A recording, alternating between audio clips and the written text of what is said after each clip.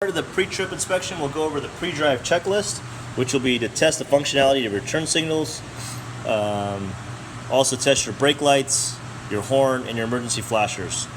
We also want to do the in-vehicle start, which will be checking once you get into the seat itself. You want to sit in the vehicle. You want to test your safety belts. You also want to make sure before you get in that we have this emergency checklist, which is FET, is going to be flares. You have an extinguisher on your rig. And you also have a triangle, but if you don't have a triangle, what we substituted for the triangle were safety cones. So we have orange cones on the top of our rig. So we'll check that. Once you sit in the seat too, you want to make sure that you check your mirrors, make sure your windshield is clear, and you want to check for steering play. So we'll go over that once we start the engine. So we'll have somebody go into the engine. As I get inside the engine, first thing I'm going to do is get myself set up properly. Adjust my seat,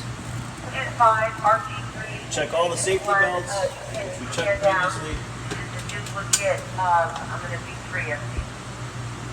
So as we actually have our seat belt on, checking steering play so there's not excessive steering play, making sure that's okay. We can turn on the ignition of the rig. We're going to check the defroster, making sure I'm going to work my way top down, the fans work. The defroster works, making sure that my mirrors are adjusted, so when I look at my mirrors are adjusted properly this way. Again, we can test the horn. I'm not going to hit it, but you want to test the horn to make sure the horn works.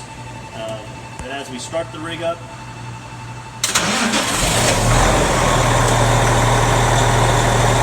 make sure I'm checking all my gauges.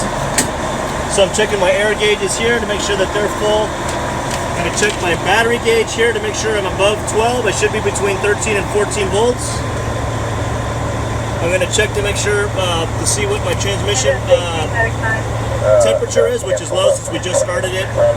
We have good oil pressure, so I want to make sure we check oil pressure, and then we'll check our temperature when we actually have it running and going for a while. But also, I need to also check my gear shift and my parking brake. So what I'm going to do is I'm going to step out of the vehicle as it's running. I have all my lights on. I'll turn my four-way flashers on. My headlights are on. We'll walk around the rig and check the lights.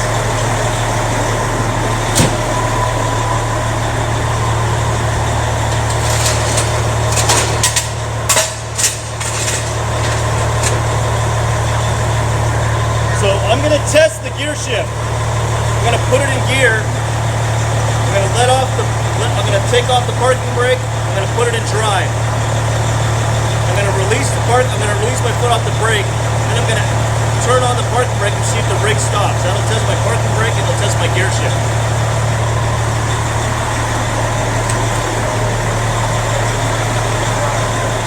So put on the brake, release my parking brake, put it in drive. Put my hands on the parking brake. As I roll forward,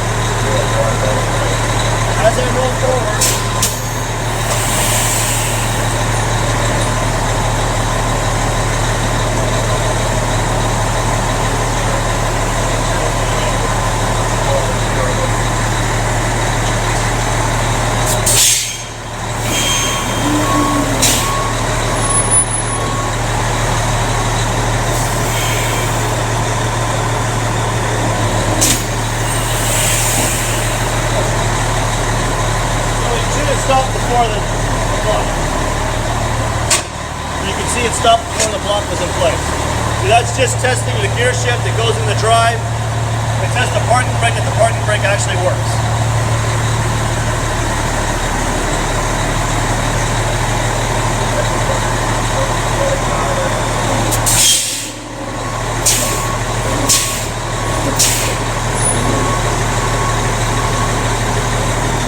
So for this part, we're going to do the COLA, which is our brake test. So as we do the brake test, what we're going to do is, I missed a step. All right, so we tested our four-way flashers. We'll test our horn. We're going to test the brake light. So I'll have the officer go to the back and test to make sure the brake light's on in the back. And then our turn signals, we'll test our turn signals. So if you just walk to the front and the back, you'll see that the turn signals are on to the left and they're on to the right. That's fine.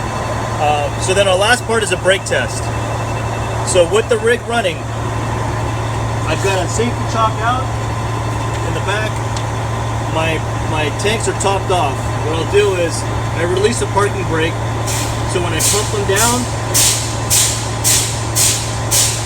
I get the 70 in the front, and it's going to start building automatically. That's going to be the cut-in. So now it's starting to build air again. That's what you call the cut-in. That's the first step in the C in the cola. So in the cola right here, that's the cut-in. They're building both tanks. The cut out will be somewhere between 130 and 120. And you'll hear an air exhaust noise, a really loud one.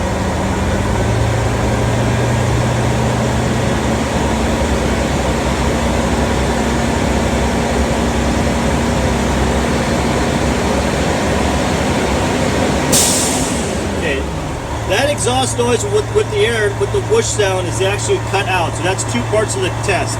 The cut in when it built up, the cut out when it stopped filling the tanks back up. I'm going to turn the ignition off and then turn the ignition back on. What I'm going to do now is I'm going to do an air leak test. So what I'll do is I'll get both tanks down.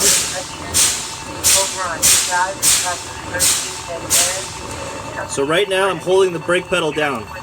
I've got it at 65, 70, and I've got it about 75, 80 to the rear. I'm going to hold this for a minute, and what I'm looking for is the needle can't move technically more than 2 to 4 psi. I can't lose that much air, so as long as it doesn't move in a minute, I'm good.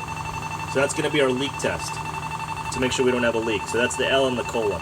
So we have cut in, cut out, and the L is a leak test. And then we're going to do an alarm test. So our alarm test is, so after the minute's done, I'm going to pump my brake pedal until the first tank on the front tank will get to 60. The low air 1 alarm will come on, which is going to be a light here. And then low air 2 will come on when the rear tanks go to 60. So I'll pump them down. Low air 1, so we're below 60 psi on the fronts. Low air 2 came on, 60 psi down on the second rear tanks.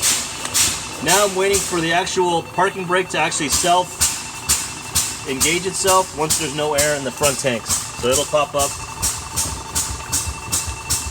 automatically.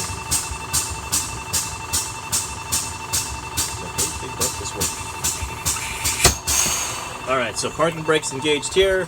Low air 1, low air 2 is done. That's the end of your pre-trip test.